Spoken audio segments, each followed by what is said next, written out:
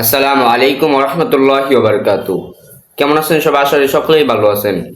আজকে নতুন একটি ভিডিওর মধ্যে কিছু কথা বলবো, তবে আপনারা ভিডিওটি না টেনে ধৈর্য ধরে দেখতে থাকুন।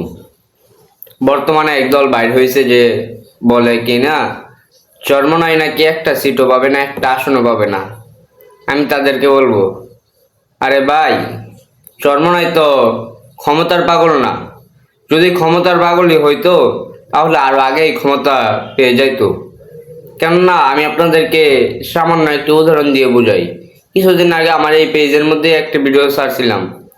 রেজাউল করিম আবরার সাহেব বলেছেন যে বিএনপি রেজাউল করিম সাহেব হুজুরকে, পীর সাহেব চরমনাই হুজুরকে বললেন যে 30টি আসন দিবে বিএনপির সাথে হাত মিলাইতে।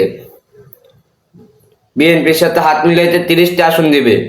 এটা কিন্তু ক্ষমতার লোভ দেখাইলো।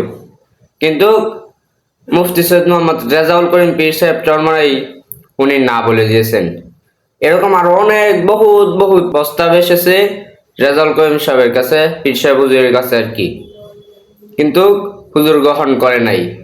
তবে আমি তাদেরকে বলবো, যদি ইসলামী আন্দোলন ক্ষমতার পাগলই হইতো তাহলে আরো আগেই ক্ষমতায় চলে যাইতো। তারা চায় যে এদেশে ইসলাম কায়েম হোক। আজকে এই পর্যন্তই। আসসালামু আলাইকুম ওয়া রাহমাতুল্লাহি ওয়া বারাকাতুহু। দেখা হবে রাজপথে, কথা হবে স্লোগানে।